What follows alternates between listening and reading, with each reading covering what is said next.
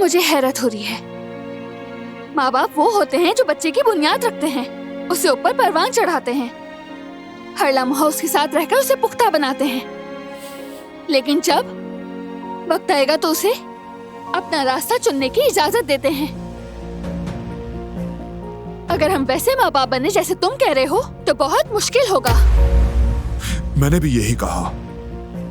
तुम ज्यादा ही जज्बाती हो रही हो, जरा अकल से भी काम लो। अच्छा तो फिर ठीक है, जब तक हम दोनों अक्लमंद माँ बाप नहीं बन जाते, बच्चा भी पैदा नहीं करते, क्या ख्याल है?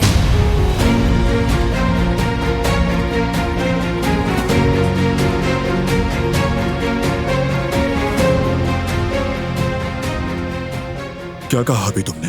यही कि हम माँ बाप बनने के काबिल नहीं हैं।